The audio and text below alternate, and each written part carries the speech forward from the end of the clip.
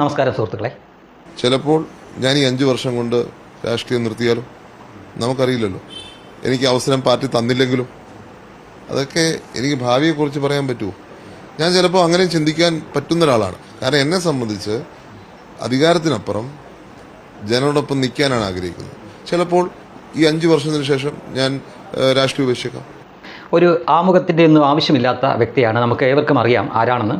മുൻ മുഖ്യമന്ത്രിയായിരുന്ന ഉമ്മൻചാണ്ടിയുടെ മകനും ഇപ്പോൾ പുതുപ്പള്ളിയുടെ MLA ഒക്കെയായ ചാണ്ടി ഉമ്മനാണിത്. അദ്ദേഹം രണ്ടാമത്തെ തവണയാണ് ജയിക്കുന്നത്.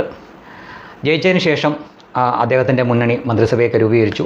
വി ഡി സതീശൻ മുഖ്യമന്ത്രിയായി, മറ്റ് മന്ത്രിമാരെയൊക്കെ തീരുമാനിച്ചു. പക്ഷേ മുൻ മുഖ്യമന്ത്രി ഉമ്മൻചാണ്ടിയുടെ മകനായ രണ്ടാമത് ജയിച്ച ചാണ്ടി ഉമ്മൻ, അതും വെറുതെ ജയിക്കുകയല്ല ചെയ്തത്. 50,000-ൽ പരം വോട്ടിൻ്റെ ഭൂരിപക്ഷത്തിലാണ് അദ്ദേഹം ജയിച്ചത്. വമ്പൻ വിജയമാണ്. ഒരുപക്ഷേ അദ്ദേഹത്തെക്കാൾ കൂടുതൽ ഭൂരിപക്ഷം മലപ്പുറം ജില്ലയിലൊക്കെ മത്സരിച്ച കുഞ്ഞാലിക്കുട്ടിക്കും മുസ്ലിം ലീഗിൻ്റെ സ്ഥാനാർത്ഥികൾക്കും മാത്രമേ ഉള്ളൂ. അപ്പോൾ കോൺഗ്രസ് സ്ഥാനാർത്ഥിയെ വെച്ച് നോക്കുമ്പോൾ അദ്ദേഹമാണ് ഏറ്റവും കൂടുതൽ ഭൂരിപക്ഷത്തിൽ ജയിച്ചത്. അതും വളരെ വ്യത്യസ്തമായ രീതിയിലാണ് അദ്ദേഹം തെരഞ്ഞെടുപ്പ് പ്രചരണം നയിച്ചത്. സൈക്കിളിലായിരുന്നു അദ്ദേഹത്തിൻ്റെ തെരഞ്ഞെടുപ്പ് പ്രചരണം. ഏതാണ്ട് 1 കോടിക്ക് മുകളിൽ ഓരോ മണ്ഡലത്തിലും കോൺഗ്രസ്സുകാർ ഈ ഫണ്ടായിട്ട് അനുവദിച്ചിരുന്നു എന്നാണ് പറയപ്പെടുന്നത്. ഇദ്ദേഹം തന്നെ പറയുന്നുണ്ട്, കേവലം 21 ലക്ഷം രൂപ മാത്രമേ എനിക്ക് ചിലവായിട്ടുള്ളൂ, ബാക്കി ഞാൻ ജനങ്ങൾക്ക് വേണ്ടി വിനിയോഗിക്കുമെന്നാണ് അദ്ദേഹം പറഞ്ഞത്. അദ്ദേഹത്തിന് വേണ്ടി മാത്രമല്ല പ്രചരണം നടത്തിയത്.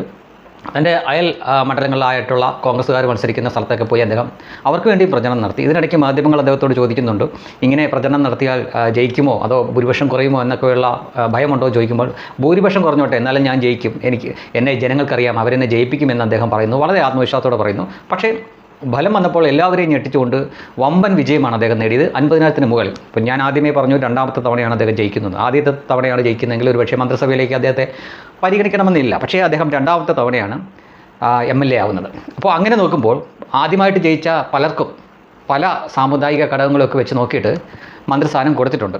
ഇനി മറ്റൊരു രസകരമായിട്ടുള്ള വസ്തുത എന്താണ് എന്ന് ചോദിച്ചു കഴിഞ്ഞാൽ, മുൻ മുഖ്യമന്ത്രിയായിരുന്ന K കരുണാകരൻ്റെ മകൻ K മുരളീധരൻ മന്ത്രിയാണ്. ഇബ്രാഹിം കുഞ്ഞിൻ്റെ മകൻ മന്ത്രിയാണ്. TM ജേക്കബിൻ്റെ മകൻ മന്ത്രിയാണ്. ഇവരൊക്കെ മുൻ മന്ത്രിമാരായിരുന്നതാണ്. അതേപോലെ തന്നെ ഈ ബേബി ജോണും മുൻ മന്ത്രിയായിരുന്ന ആളാണ്. അദ്ദേഹത്തിൻ്റെ മകൻ ഷിബു ബേബി ജോണും മന്ത്രിയാണ്. സീതി ഹാജിയുടെ മകനും മന്ത്രിയാണ്. അങ്ങനെ മുൻ മന്ത്രിമാരായിട്ടുള്ള പലരുടെയും മക്കൾ ഏതാണ്ട് 6 പേരോളം ഈ നിലവിലെ മന്ത്രിസഭയിലുണ്ട്. പക്ഷേ അവിടെ മുൻ മുഖ്യമന്ത്രിയായിരുന്ന ഉമ്മൻചാണ്ടിയുടെ മകന് മാത്രം മന്ത്രിസ്ഥാനമില്ല. അപ്പോൾ ഇതൊക്കെ അദ്ദേഹത്തിൻ്റെ മനസ്സിലുണ്ടായിരിക്കാം. അതുകൊണ്ടായിരിക്കാം അദ്ദേഹം കുറച്ച് തത്വജ്ഞാനമൊക്കെ കലർത്തിയാണ് പറയുന്നത്, അടുത്ത 5 വർഷത്തിനുള്ളിൽ ഒരുപക്ഷെ എന്തൊക്കെ സംഭവിച്ചേക്കാം, ഞാൻ രാഷ്ട്രീയം തന്നെ വിട്ടേക്കാം, അല്ലെങ്കിൽ അടുത്ത തവണ എനിക്ക് എൻ്റെ പാർട്ടി സീറ്റ് തരണമെന്നില്ലല്ലോ, എന്തൊക്കെ സംഭവിക്കാം എന്നൊക്കെ ഒരുമാതിരി ഈ മോഹൻലാൽ ശൈലിയിൽ അദ്ദേഹം സംസാരിക്കുന്നത്.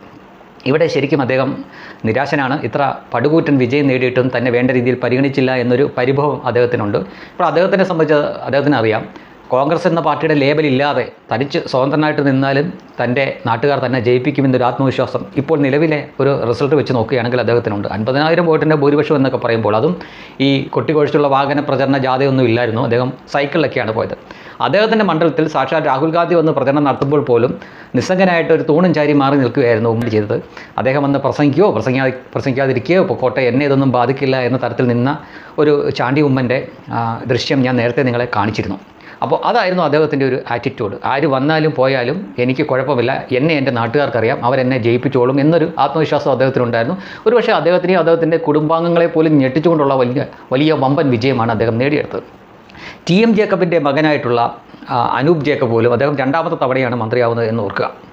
അവർക്ക് പോലും മന്ത്രിസ്ഥാനം കിട്ടുന്നു. ഓക്കെ, അവരുടെ പാർട്ടിയിൽ കുറച്ച് പേര് ജയിച്ചിട്ടുണ്ട്, അതുകൊണ്ടായിരിക്കാം 1-2 പേരെന്തോ ജയിച്ചിട്ടുണ്ട്, അതുകൊണ്ട് അവർക്കൊരു മന്ത്രിസ്ഥാനം കൊടുക്കണം, അതിനാൽ കൊടുത്തതായിരിക്കാം. PJ ജോസഫിൻ്റെ മകന് അതേപോലെ തന്നെ കിട്ടിയിട്ടുണ്ട്, ഇബ്രാഹിം കുഞ്ഞിൻ്റെ മകന് കിട്ടിയിട്ടുണ്ട്. പക്ഷേ ഉമ്മൻചാണ്ടിയുടെ മകനെ മാത്രം, അതും രണ്ടാമത് ജയിച്ചിട്ടും വമ്പൻ ഭൂരിപക്ഷത്തോടെ ജയിച്ചിട്ടും മന്ത്രിസ്ഥാനം കൊടുത്തില്ല. അത് തീർച്ചയായിട്ടും അദ്ദേഹത്തിൻ്റെ ഉള്ളിലുണ്ട്. അതുതന്നെയായിരിക്കാം ഈ കുറച്ച് തത്വജ്ഞാനമൊക്കെ ചേർത്തുകൊണ്ട് ഈ രീതിയിൽ അത് പുറത്തേക്ക് വന്നത്. അദ്ദേഹം അല്ലാതെ രാഷ്ട്രീയം നിർത്തുമെന്ന് ഒന്നുമല്ല. പക്ഷേ ഇത് കാണുന്ന കേൾക്കുന്ന ആളുകൾക്ക് മനസ്സിലാവണം എന്തുകൊണ്ട് താനിങ്ങനെ പറയുന്നു എന്ന്.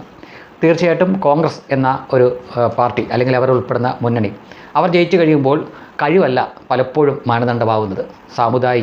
സാമുദായിക കാര്യങ്ങളൊക്കെയാണ് പലപ്പോഴും അതിൽ അവർ മന്ത്രിയാവുന്ന കാര്യത്തിലാവട്ടെ, സീറ്റ് കൊടുക്കുന്ന കാര്യത്തിലാവട്ടെ, ഇതിലെല്ലാം അവർ പരിഗണിക്കുന്ന അങ്ങനെയാണ്.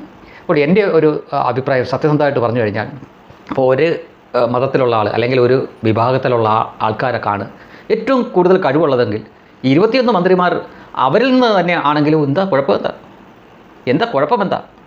ഏത് മതമോ ഏത് ജാതിയോ ഏത് വിഭാഗവും ആയിക്കോട്ടെ, അവർക്കാണ് കഴിവ് കൂടുതലെങ്കിൽ, ഇപ്പോൾ തിരഞ്ഞെടുക്കപ്പെട്ടവരിൽ ആ ഒരു വിഭാഗത്തിലുള്ള ആളുകളാണ് അക്കാദമിക്കായിട്ടും അല്ലാതെയും പ്രവൃത്തി പരിചയം കൊണ്ടൊക്കെ മികച്ചു നിൽക്കുന്നെങ്കിൽ അവരെ മാത്രം മൊത്തം മന്ത്രിമാരാക്കിയാൽ എന്താണ് കുഴപ്പം? ഇവിടെ നോക്കുന്നത് ക്രിസ്ത്യാനിക്ക് ഇത്ര മന്ത്രി, മുസ്ലിമിന് ഇത്ര മന്ത്രി, ഈഴവന് ഇത്ര മന്ത്രി, നായർക്ക് ഇത്ര മന്ത്രി, ക്രിസ്ത്യാനികൾ തന്നെ ഓർത്തഡോക്സിന് ഇത്ര മന്ത്രി, ലത്തീൻ കാത്തലിക്കിന് ഇത്ര മന്ത്രി.